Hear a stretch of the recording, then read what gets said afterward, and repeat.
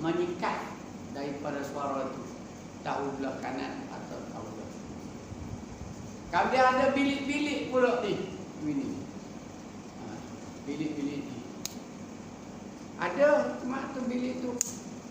Berada bilik tu, kalau semut nak masuk telinga, direct tak boleh masuk. Dia kena main keliling ikut ni dulu. Apabila kita keliling ikut ni, kita terasa semua ada. Kita boleh buat. Tapi kalau tak ada macam ni, dia masuk direct terus. Tapi oleh sebab tahi telinga tu pahit. Semut tak boleh duduk dalam tu, dia pahit, dia manis baru dia tu. Lepas tu dia nak terbit. Anak terbit tu dan undur balik tu sakit tu. Terbit, dia tak boleh duduk. Dah pahit. Kalau telinga tu manis tak telinga. Kena pakai tudung. Manis.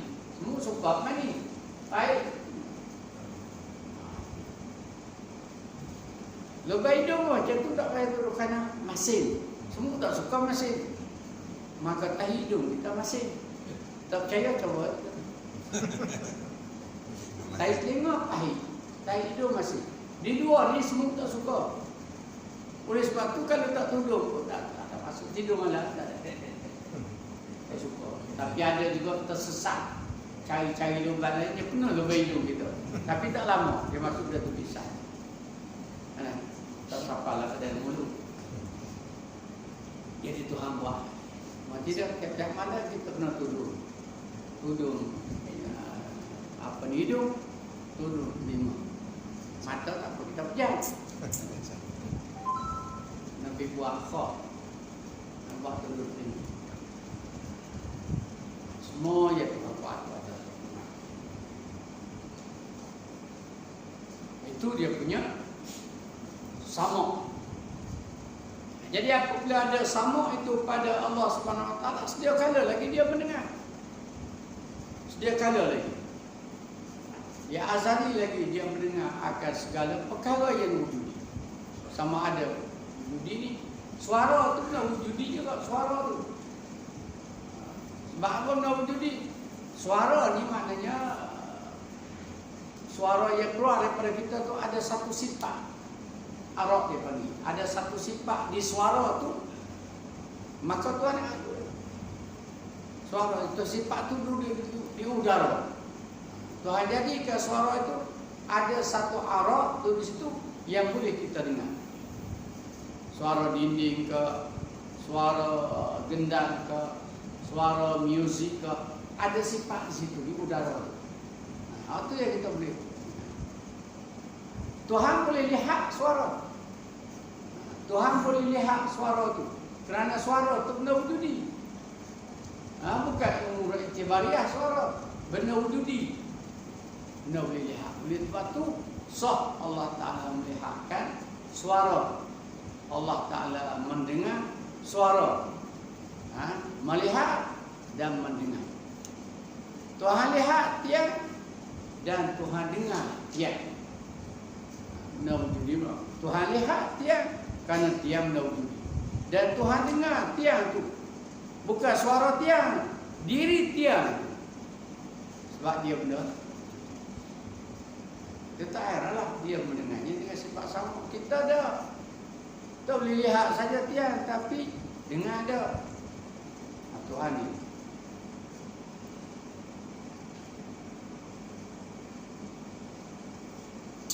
Hanya wajib keadaannya yang Allah ni yang mendengar selama-lamanya.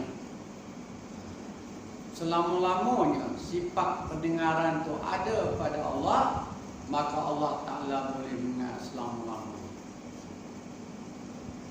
Lam yazal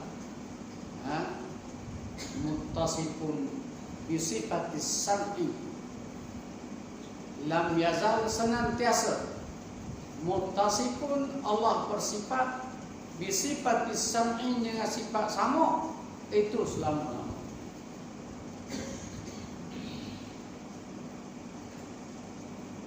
Itu sifat. Dalil akli dan naqli tentang qauluhu sami'an sama dengan dalil samukta. Macam mana dalil bagi sifat mahani dulu ni, sama bagi tu juga dalil bagi sifat mahani. Samuk tu dia ada dua lah. Satu samuk dengan makna pendengar, satu dia panggil makna mendengar. Mendengar tu umur iktibariyah, bukan benda wujud. Yang ada pada zat Allah itu dia panggil sifat. Yang wajib kita percaya yang itulah. Yang wajib kita angkat pendengar. Sebab pendengar tu lawan dia tuli. Lawan dia tuli. Bukan mendengar, lawan dia tuli. Tak. Orang tak mendengar, orang tak panggil dia tuli. Tapi kalau orang tu tak boleh mendengar, baru panggil tuli. Jadi mendengar bukan lawan dia tuli. Yang tuli lawan dia ialah sama pendengar. Tak ada sifat tu. Kalau tuli orang tu tidur tak dengar, kita kata dia tu tuli. Ya, salah. Orang duduk jauh, kita panggil dia tak dengar, tuli sungguhan. Walau telinga ada, dia tidak. Itu mendengar. Tapi bukan kita bicara di sini nak cara mendengar tu tak. Nak mencarakan pendengar. Hak tu yang kita nak angkat. Allah Ta'ala ada sifat pendengar, maka dengan ada sifat tu Tuhan boleh mendengar. Maka sifat tu sedia kala ada pada Allah. Tak ada masa, tak ada kekal sifat sama ni. Maka mendengar Allah Ta'ala pun sedia kala. Mendengar apa sedia kala? Mendengar zat dia lah. Mendengar sifat dia. Sifat makni itu semua sifat wujudi, sah dengar. Zat Allah Ta'ala tu wujudi, sah dengar. Maka sedia kala lagi Tuhan. Kata dengan apa sedia kala? Bukan dengan suara, dengan zat, dengan sifat. Oleh sebab Tuhan itu tidak tuli, maka dia mendengar selama. Dua, makna mendengar zatnya, ataupun dia bersifat dengan pendengar selama-lamanya. Yang ke-19, qauluhu basira. Keadaannya Allah Ta'ala melihat. Ini pun melihat ni tafsir dah. Melihat keadaan Allah Ta'ala yang bersifat dengan basar ini dia panggil melihat. Ada sifat melihat pada Allah, duduk di zat Allah. Maka apabila ada melihat tu, maka Tuhan boleh melihat. Kita melihat, kita mata. Apabila ada mata, maka kita boleh melihat. Tapi kalau tak ada mata, buta, tak boleh melihat. Jadi yang kita nak ikat di mana? Melihat, bukan melihat. Kita ada mata, kita nak melihat ke, tak mau melihat ke, itu masalah kita. Tapi tetap kita tidak buta. Tapi kalau melihat tu lawan dia buta. Setiap orang tak melihat, panggil dia buta. Tak melihat TV malam buta. Tak, orang marah, aku ada mata, tapi aku tak melihat. Aku tak mau melihat. Jadi melihat bukan lawan dia buta. Yang buta tu lawan dia melihat. Kita ada mata, tak panggil kita buta. Orang tidur, orang tak panggil kita buta. Orang tidur, kita tidur, orang tak panggil kita buta. Kita tanya, tengok TV kan? Dah, aku lena. Buta ni. Dah. Tu kalau kata buta tu orang marah. Sebab dia tak lihat. Kalaulah basar, apa ni melihat tu lawan dia buta. Dan orang yang tak lihat kita kata buta. Syarat sah nak jadi qadi, dia kena mata tidak buta. Syarat sah nak jadi qadi. Jadi apabila dia lena, orang hukumkan dia tu buta pada ketika itu, lucu jadi qadi. Dia bangkit celak mula, baru orang latih semula jadi qadi. Tak jadi, tak ada orang buat lagu tu. Itu menunjukkan menunjukkan orang lain itu tidak buta. Orang lain tidak buta. Yang buta ni tak boleh melihat. Itu dia panggil a'ma, buta, tak boleh melihat. Itu lawan bagi pelihat. Bukan tak melihat itu buta. Ini faham. Hak yang kita nak akad dan menjadikan akidah, hak mana sifat? Melihat atau pelihat? Itu nak tanya. Hak yang kita nak akad tu, sifat mani ni melihat ke pelihat? Tentulah maknanya pelihat. Karena sifat pelihat tu satu. Sifat melihat ni banyak. Melihat yang tu, melihat yang ni, berbilang-bilang. Melihat satu saja. Yang ada pada Allah, basar itu satu saja. Tapi hak Tuhan melihatnya macam-macam. Kita apa itu mata dua saja, yang melihat berbagai-bagai. Itu maksud yang kita nak akadnya. Tidak buta tu artinya dia ada sifat melihat. Kalau kita pun lihat juga di mata, bukan melihat. Allah tanya Muhammad melihat dengan apa? Melihat dengan mata. Mata panggil apa? Panggil melihat. Jadi melihat dengan melihat. Tak cakap lagi tu. Mata panggil apa? Panggil pelihat. Maka melihat ya dengan pelihatnya. Bukan melihat dengan melihatnya. Kalau kita tengok basar tu mana melihat, mata tu mana melihat, maka orang tanya melihat dengan apa? Melihat dengan mata lah. Mata panggil apa? Panggil melihat. Jadi melihat dengan melihat.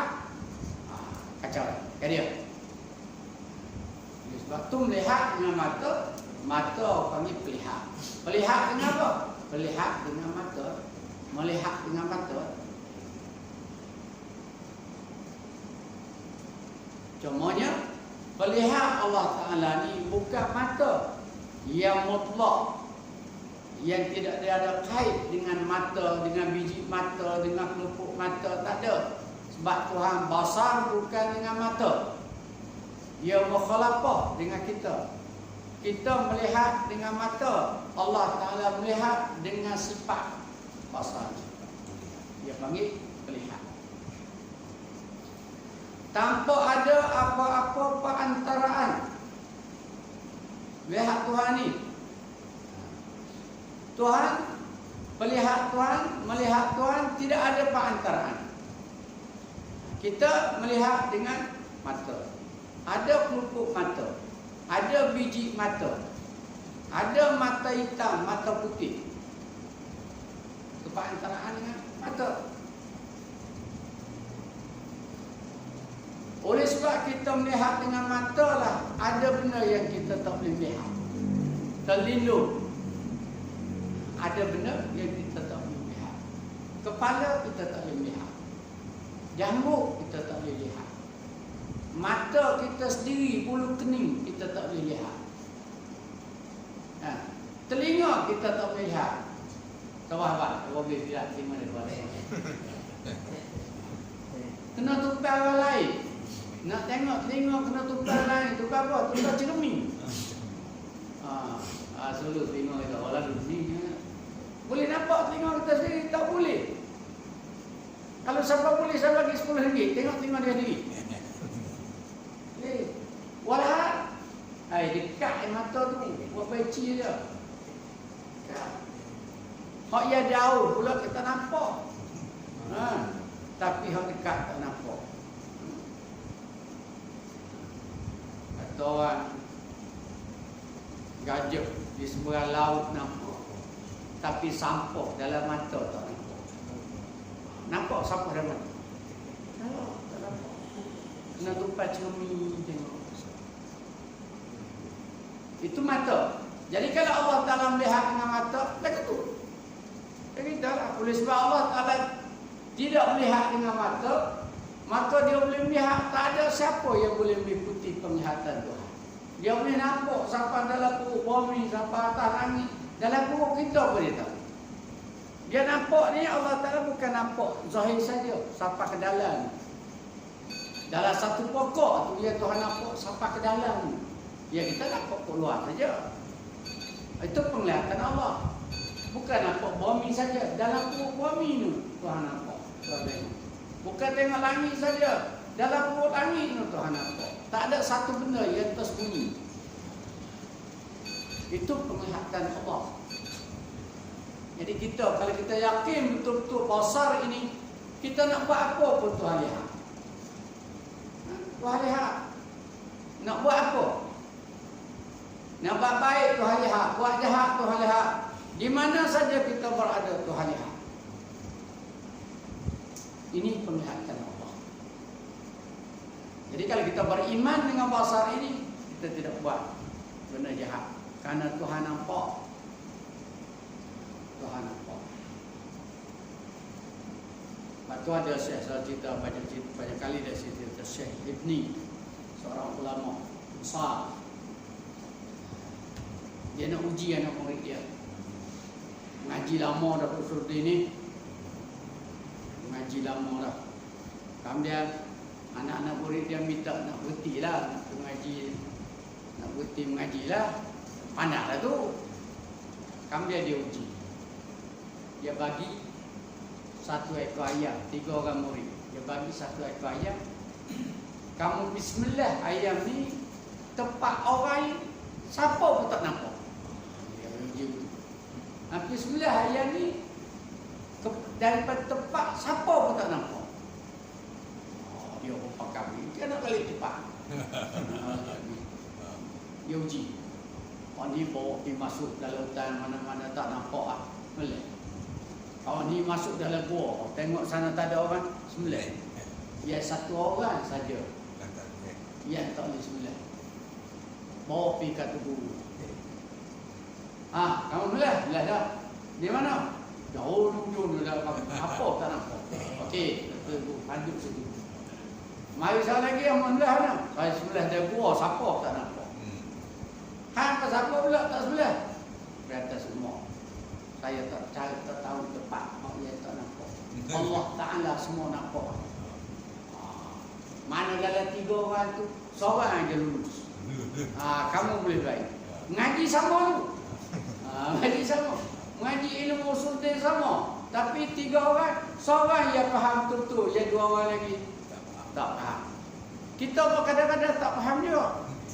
Dalam puasa pergi ke laut, bawa bekal. Dia tengok orang sana tak ada, tengok orang sana tak ada. Pakai saokok yang kadang. Ini orang yang tidak yakin. Dia kata Tuhan tak nampak. Bukan kata tu. Kita ni tak mengaji sungguh. Ini pun nak ambil dan bukti dah. Jadi kalau dia berasa Tuhan nampak tu, tak ada siapa dia buat. Tuhan nampak. Nak buat jahat, Tuhan nampak. Buat baik, Tuhan nampak. Di mana saja kita berada, di situ Tuhan nampak kita. Ini nak buat apa? Sekarang kamu boleh balik, yang 2 orang mengaji lagi. Tak apa-apa nak faham. Lepas tu saya faham dah sahabat. Faham apa dah? Dah tadi. Jadi kalau kita berasa di sana tak ada Tuhan, di sini tak ada Tuhan, wah itu ya jahat tu. Jadi buat nak curi, malam-malam Tuhan kenapa? Kalau orang yakin beriman dengan Allah, Allah Ta'ala nampak apa yang kita buat. Allah Ta'ala tahu apa yang kita buat. Allah Ta'ala dengar apa yang kita buat. Tentu dia tidak buat. Tentu dia buat. Sulit. Nak mengaji lagi.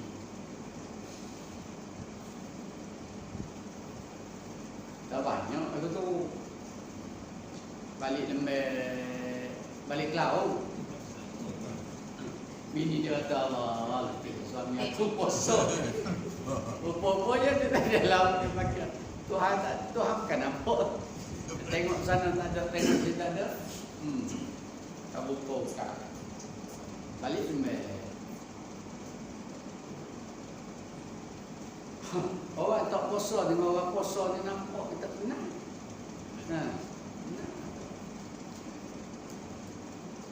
Jadi bukan kata kuat sangat. Tak kuat dia. Tapi nampak. mana mulut. Aku bukan sahur malam. Tak sahur malam tu arti dia tak puasa gitu. Bukan syarat sah puasa tu mesti bersahur. Bersahur tu sunat saja, bukan wajib. Syarat sah puasa itu niat. Niat tu waktu malam. Kalau lepas subuh niat tak sah. Sunat bolehlah, wajib tak sah. Sebab Nabi kata, "Man lam yubayyit as-siyam fala siyama lahu." Siapa yang tidak bermalam niat puasa, maka tidak ada puasa lagi. Mana puasa ni kena niat malam. Sama ada lepas maghrib ke sebelum fajar. Daripada lepas maghrib sebelum fajar, ya. Buka waktu buka boleh, waktu pas maisha boleh, pas mai tarawih boleh niat. Dekat makan sahur boleh niat. Asalkan malam. Orang dah mau niat atas pakai. Bukan malam. Siang.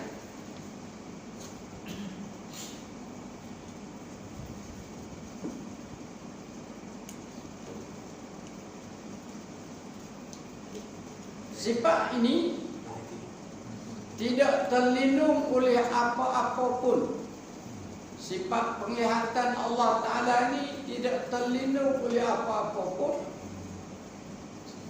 Oleh pengetahuan Allah, penglihatan Allah. Yaitu satu sifat yang sabit bagi zat selama ada zat itu bersifat dengan basar. Selagi zat Allah bersifat dengan basar, selama itulah sabitnya sifat qaul basir. Maknanya kalau basar itu qadir, qaul basiran qadir juga. Dan sifat qaul basiran itu berasingan daripada sifat basar. Lain-lain. Sifat basar lain, qaul basiran lain. Maka mustahil keadaannya yang buta. Mustahil ni lawan bagi basar, penglihatan tu. Penglihatan tu bukan mustahil lawan bagi melihat, bukan lawan bagi melihat. Mustahil keadaannya yang buta. Hanya wajib keadaannya yang melihat selama-lamanya. Mana senantiasa Allah Ta'ala bersifat dengan basar selama-lamanya. Artinya sifat Allah Ta'ala itu kekal selama-lama, tidak binasa.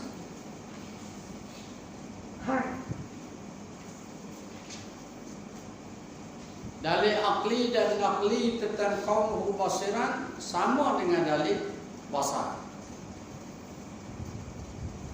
Yang ke-20 qauluhu mutakalliman. Keadaannya Allah Ta'ala berkata-kata. Ini bukan berkata-kata. Mutakalliman tu makna baca tadilah. Yang kita nak bicaranya sifat kalam. Sifat makni dia kalam. Kalam tu artinya bukan berkata-kata, perkata. Kalam artinya perkata. Maka bila ada kalam, maka bolehlah Tuhan berkata-kata.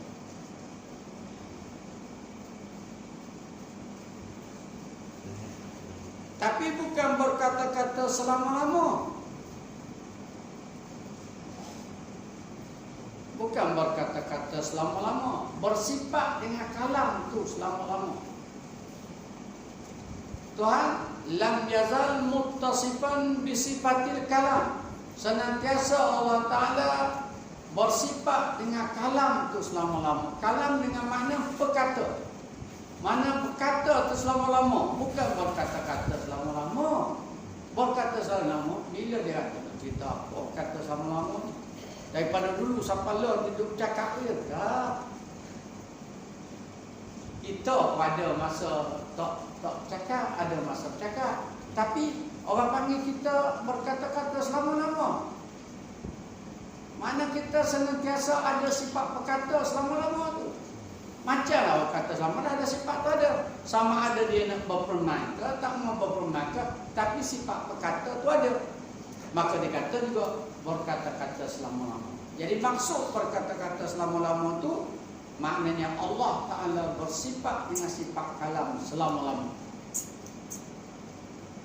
Itu maknanya. Bukanlah bobe cakap. Kita kalau cakap lalu orang panggil apa dia tak bukti. Waktu dia nak berfirman, dia berfirman. Dia nak bercakap, dia bercakap.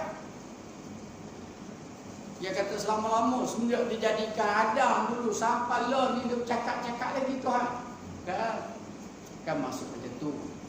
Jadi kita jauhi dia buat macam itulah. Maksud dia dikata berkata-kata selama-lama ni, mana Allah Ta'ala bersifat dengan sifat kalam selama-lama.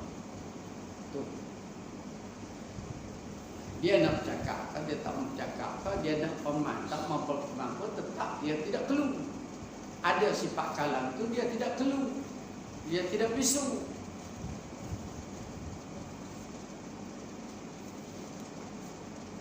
Kalau kata berkata-kata yang mutlak, tanpa ada apa-apa antara ampun, lagi tidak diketahui hakikat atau pihak berkata-kata, tak ada huruf, tak ada suara. Nah, ini tak lain. Kalau berkata-kata tentu ada huruf, ada suara. Itu hamba berfirman ada huruf, ada suara. Suara. Tuhan berfirman Nabi Musa dengar suara. Nabi kita dengar suara. Jibril ambil daripada firman Allah. Suara. Kemudian Jibril baca, ada huruf, ada fathah, ada depan. Sedangkan sifat kalam Allah Ta'ala tak ada lagi tu. Jadi maksud ayat tak ada, tak berhuruf, tak bersuara ni bukan berkata-kata, mu sifat kata tadi ni. Tu tak huruf, tak suara. Berkata-kata maka tak huruf, tak suara. Itu dia panggil kalam lafzi, kalam mustari, kalam nafsi, kalam nafsani. Ada 4 kalam dibagi. Kalam mana yang mana kata huruf ni? Kalam lafzi. Lafzi.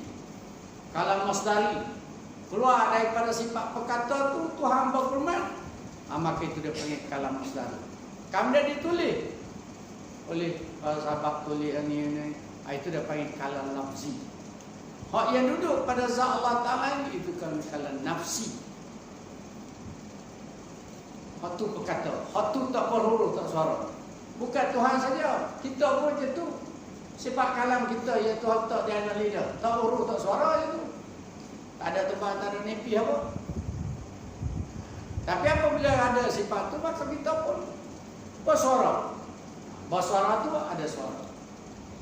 Hanya dia suara. Kemudian boleh tak orang tulis cakapkan kita? Itu dia panggil lafzi. Sudah tulis, baca pula. Ada huruf, ada ra, ada tebal, ribik. Itu bukan kalam sifat makni yang tu. Yang kita dah bercara ni, kalam sifat makni tu. Yang tidak huruf, tidak suara. Ini yang sebut ni, tidak diketahui hakikatnya kalam tu. Atau pihak berkata-kata. Kalam tu bukan berkata-kata. Kalam tu kalam nafsi. Bukan dia ada huruf, ada suara tu. Berkata-kata tu hal lain. Tapi meskipun begitu, ianya satu sifat yang sabit bagi zat selama ada zat itu bersifat dengan kalam. Dan sifat kaunuhu mutakalliman itu berasingan daripada sifat kalam yang melazimkan bagi sifat kaunuhu mutakallim. Kita dah berbicara dulu sifat kalam dalam bab sifat ma'ani. Itu masuk berkata-kata. Itu bukan kalam nafsi. Berkata-kata bukan kalam nafsi. Yang kita dah berbicara ni sifat ma'ani ni kaum mutakallim ni kalam nafsi. Tak berhuruf, tak bersuara, tak ada tempat, tak ada nipi, tak ada bayi atas, tak ada bayi bawah. Bukan melalui lidah, bukan melalui bibir mulut. kalam nafsi.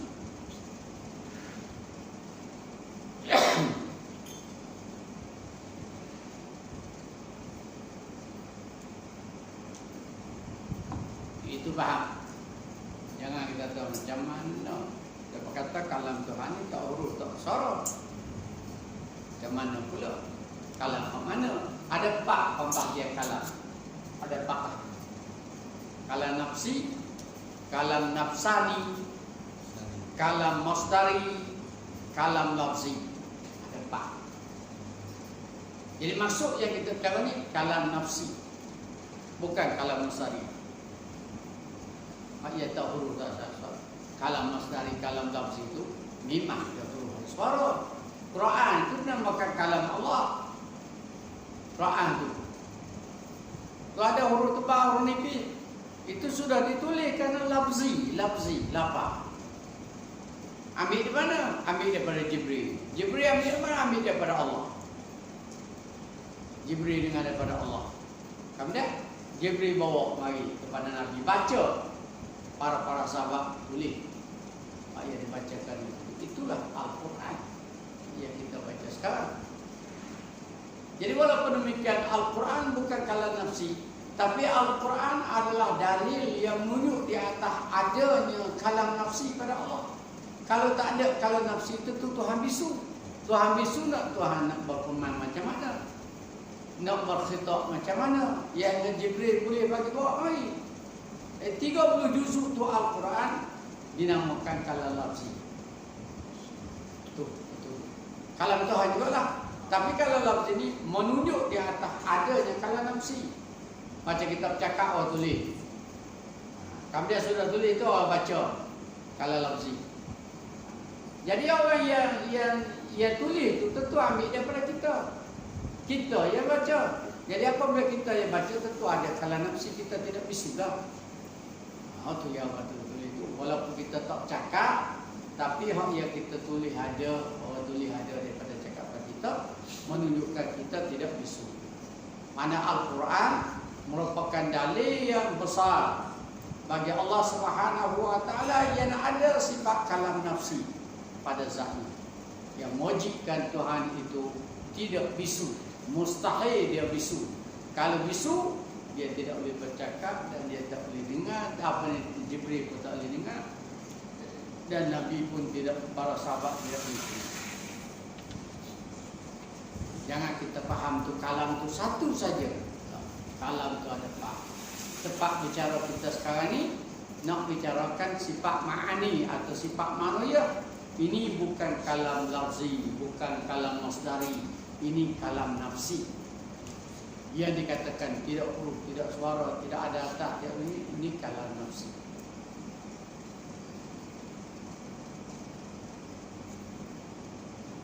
Maka mustahil keadaannya yang bisu keluar. Bisu mana lawan bagi berkata, bukan lawan bagi berkata-kata, bukan. Kita tak cakap, orang tak panggil kita bisu. Berkata-kata, kita tak berkata-kata, orang tak panggil kita bisu. Sebab sifat berkata ada pada kita.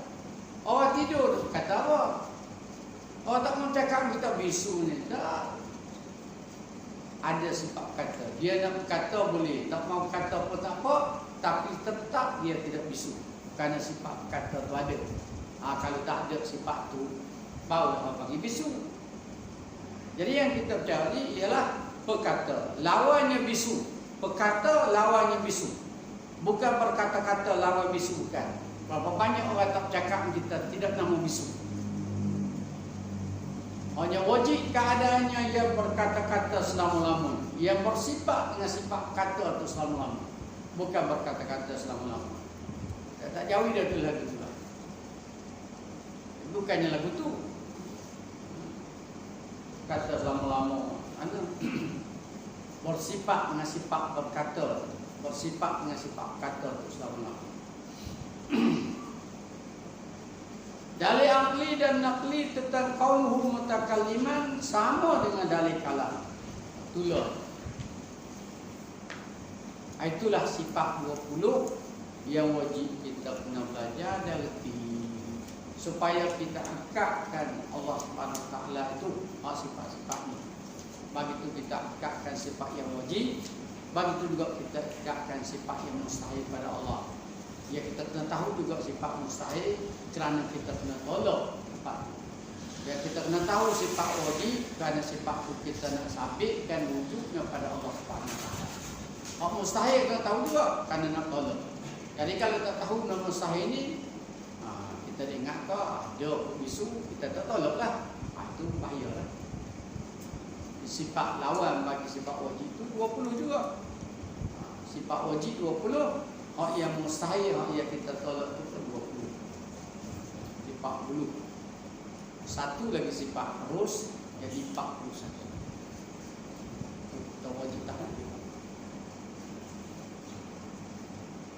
Bukan tahu nilai sifat itu kita kena tahu. Supaya apa kita nak kena tahu, nak etikad. Dan kita nak kenal Tuhan kita ni macam ni. Bukan macam kita nak sangka-sangka. Etikad pada Allah ni bukan sangka-sangka, bukan khayal-khayal. Memang nak tahqiq sungguh, yakin sungguh. Pegangan hati supaya akidah kita tidak jadi seleweng. Jadi apabila sah akidah tu baik, maka ibadah sah. Kalau akidah tak sah, ibadah tak jadi. Ingat-ingat ni. Ibadah tak jadi. Sembahyang, puasa, Tuhan tak terima. Kerana akidah kita tetap tu. Tuhan tak terima. Waktu mula-mula agama ni kita kenal Tuhan dulu. Ya, Nabi pun diutuskan di Mekah 13 tahun untuk memasangkan akidah, memasukkan akidah orang Arab pada ketika itu. 13 tahun, bukan syariat.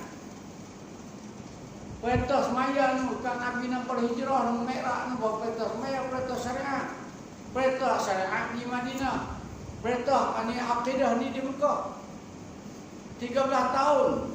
63 tahun Nabi, 13 tahun di Mekah untuk akidah. Lepas tu pada boleh 50 tahun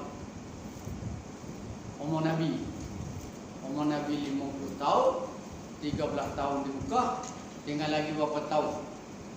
10 tahun Nabi berada di Madinah. 10 tahun Nabi ada di Mekah. Artinya dua syariat itu sama akidah 13 tahun, syariatnya 10 tahun, jadi 23 tahun. Sebelum itu tak ada apa lagi. 23 tahun Nabi berdakwah, menyeru kaumnya supaya bertauhid kepada Allah dan mengajak kaumnya untuk beribadah sampai Nabi berhijrah ke Madinah. Perintah sembahyang di Mekah sajalah, tapi Nabi tak berada di Mekah lagi lah. Tak berhijrah, tahun depan pun Nabi hijrah. Lepas tu perintah-perintah lain seperti puasa, perintah di Madinah. Seperti zakat, semua perintah di Madinah. Di Mekah tak ada syariat. Nabi tak semaya lagi waktu itu, berdakwah. Walaupun Nabi beribadat, tapi beribadat bukan di atas Islam dia ni diperintah. Beribadat di atas syariat lain. Pada waktu itu 40 tahun baru Nabi terima wahyu. Umur 40 tahun baru terima wahyu. Jadi 13 tahun dakwah, 53 tahun duduk di 10 tahun di Madinah, jadi 63 tahun wafat Nabi di Madinah. 40 tahun baru latih menjadi Rasul, menjadi Nabi, barulah dia dakwah. 13 tahun dia dakwah untuk menanamkan akidah di Mekah. Berhijrah kemudian 10 tahun, jadi 63 tahun umur Nabi. Dia kita mengaji seminggu nak faham. Bila kata Nabi tak ajar lagu ni, Nabi tak ajar ni. Nabi bawa Quran, Quran tu ada baca sifat-sifat ni. Sami'an tu ada. Qudrat, iradah ada. Wallah ala kulli syai'in qadir. Qadir itu bersifat qudrat. Semua ada dalam Quran. Ulama yang Asy'ari ni ambil daripada Quran. Jemput kutip daripada Quran sifat-sifat ni. Jadi kita Quran payah baca. Kalau baca kau tak erti. Ada dah dalam Quran, ada dah faham baca. Hak yang disusun oleh ulama ni kita tak boleh nak erti lagi. Apa dia nak ambil dalam Quran? Banyak dah. Tawah dan niat ada dalam Quran. Ahad itu ada ni. Tuhan Qul ahad. Tapi kalau kita faham ambil daripada mengenal Tuhan melalui Al-Quran pun boleh. Mengenal Tuhan melalui sifat pun boleh. Kita kenal Tuhan, kita faham Al-Quran. Ada jadi masalah. Ayatul matluah, tanda-tanda kita dapat mengenal Allah melalui ayat yang kita baca. Tapi kita fahamlah. Orang Arab tak mengaji sifat 20, betapa dia faham Al-Quran. Al-Quran ada. Yang kita ni yang buat satu kitab asing bak apa ni mengenal Tuhan ni. Macam-macam kita tauhid buat. Itu pun tak faham-faham. Tak kenal Tuhan itu. Ada ke atas lah, Tuhan ada bawah lah, Tuhan ada atas lah. Tak kenal Tuhan lagi. Tuhan ada wajah lah. Lanihan dia kata Tuhan ada rupa tu kena tangkap, kena apa? Kena tahan oleh majlis agama Islam kelab ini. Di mana-mana pun dia tak boleh mengajar. Dia kata muka Tuhan macam muka seorang perempuan. Dia sabitkan Tuhan tu ada muka. Ini tak boleh mengajar. Tarik dia. Dia mengaku banyak.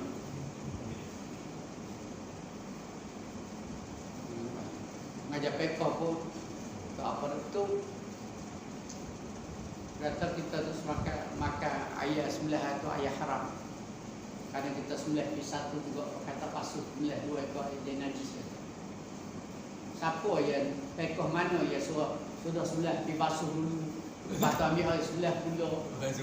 Kalau 10 ekor kena ada 10 bilah pisah. Ataupun sembelih dibasuh. Sembelih dibasuh.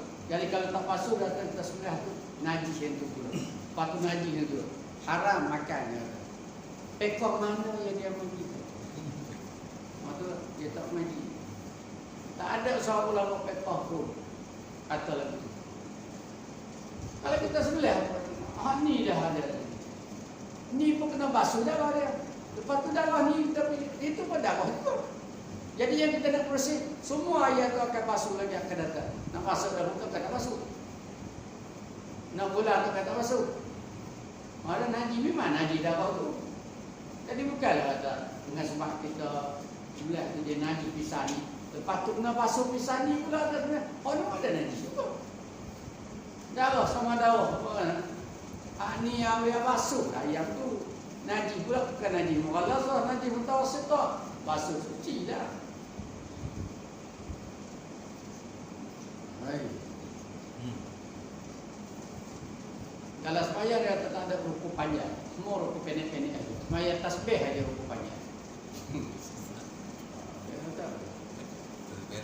Tu yang dia katakan boleh tinggal 3 rukuk yang panjang-panjang tu mana? Kalau kita dia kata tak ada rukuk panjang dalam sembahyang. Semua rukuk pendek. Yang rukuk panjangnya sembahyang tasbih. Oh, ya tasbih. Pas 10 saja. Dia tak tahu langsung rukuk pendek, rukuk panjang. Rukuk panjang ni rokok, sujud, 2 sujud. Itu rukuk panjang lah tu. Antara 2 sujud rukuk pendek, tidak rukuk pendek. 3 tu rukuk panjang lah tu, rukuk pendek. Mana ada lagi rukuk lebih panjang pada tu? Dan mana ada rukuk yang lebih pendek? Rukuk pendek antara 2 sujud. Tidak. Tapi supaya tasbih dia panjang lah sebab baca 10 tasbih tu. Dalam rukuk pendek menjadi panjang. Ayo. Jadi bocah kacau orang. Apa?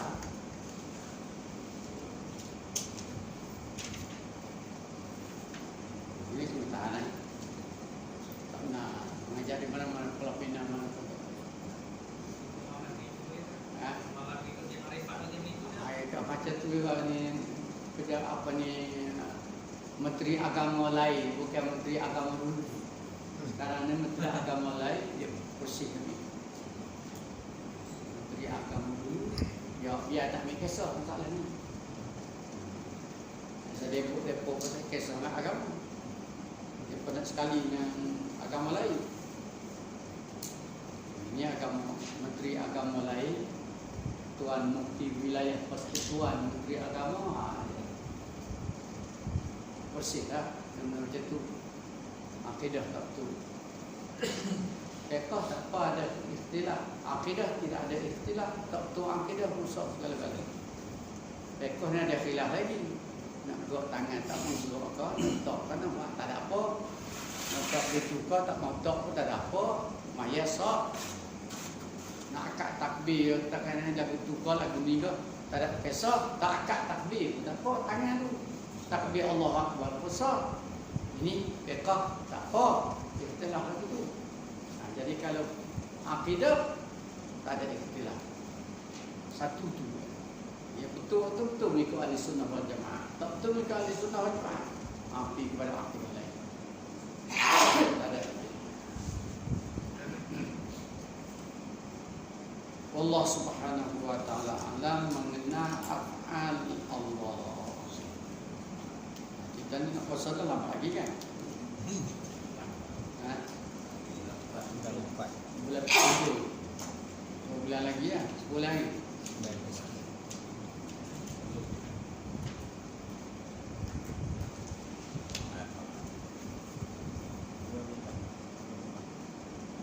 Ada baik.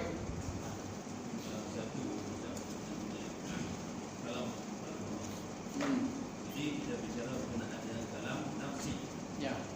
Apabila Jibril mengikuti Allah SWT mengambil kalam baik kepada Muhammad tadi, kata dia tamat dengan kalam nafsi itu berapa berakhir atau sesuatu?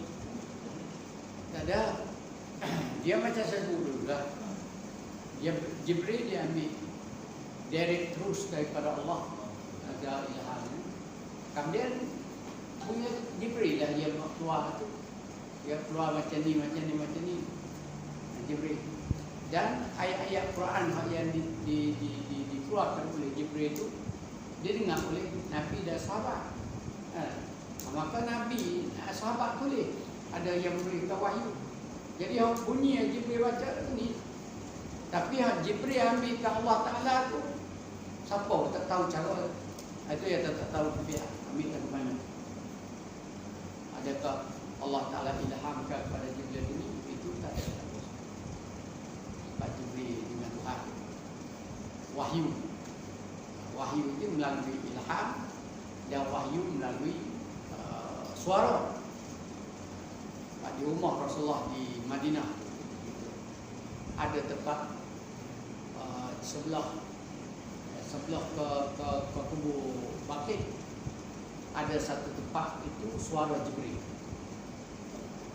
Penjuru masjid kalau dia buat bulat luar gitu, ada macam mikrofon. Itu suara Jibril punya suara di situlah wahyu itu. Ada wahyu melalui ilham, Tuhan capok direct terus kepada Nabi. Maka Nabi pun baca. Nabi baca tu, itu dia panggil hadis qudsi. Nabi baca dengan bahasa Arab. Kalau mari direct kepada itu ilham kepada Nabi, Nabi baca, maka itu dia panggil hadis qudsi. Adapun lafaznya daripada Allah dan malaikat Jibril dan maknanya daripada Allah, maka itu Al-Quran. Jadi yang Al-Quran ni Jibril baca, Nabi Quran. Kemudian cara Jibril ambil tak ada tahu cara fikir.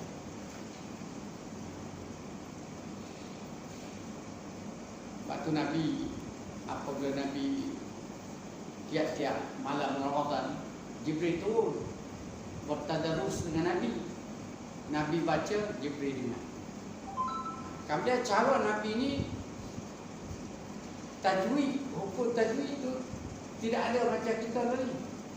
Tajwid itu tajwid dia panggil tajwid amali. Tajwid amali ni mana Jibril baca mengikut tajwid dah. Idgham, ikhfa semua Nabi terima lagi tu lah. Hak yang buat tajwid hukum ikhfa ni, huruf ikhfa sekarang ni kemudian bukan zaman Rasulullah. Hak direct daripada Nabi dengan Jibril itu tidak tajwid ilmi. Cuma dia panggil tajwid amali. Baca dengan tajwid terus. Tajwid ilmi ni kita belajar ikhfa hurufnya 15. Idgham ini nama guna hurufnya 4. Kami yang masuk ini ilmi dia. Jadi ya sebenarnya kalau kita boleh hajar tajwid amali itu lebih berkesan daripada tajwid ilmi. Kerana tajwid ilmi ni orang pandai nun mati jumpa dengan ya idgham ma'luna tapi buat dah tak betul.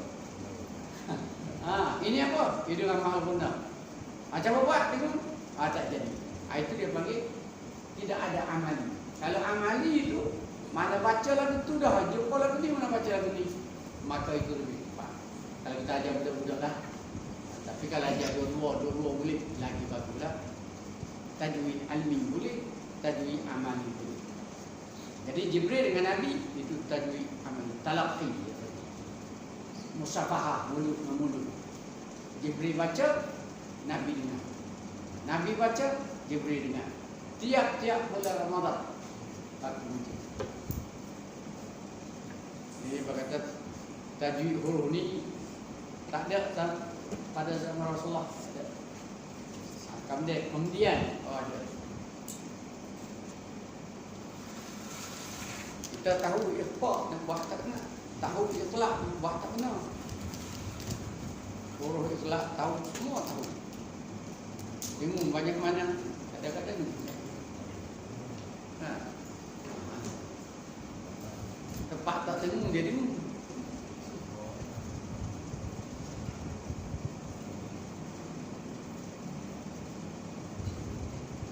Wala tanhaq tanhaq sedap bunyinya tapi tak betul. Nun mati jumpa dengan ha bukan dengung. Tanhaq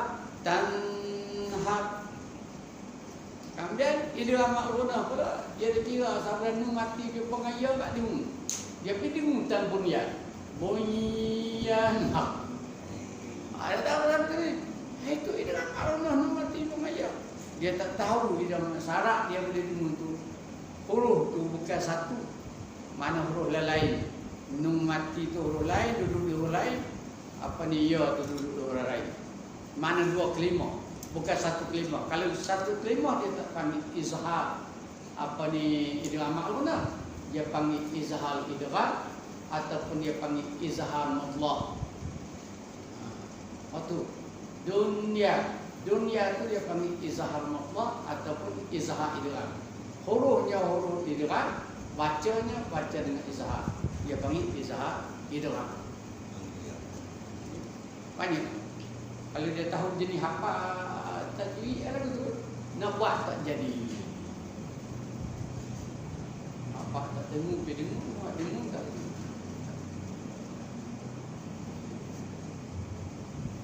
Bismillahirrahmanirrahim. Alhamdulillah.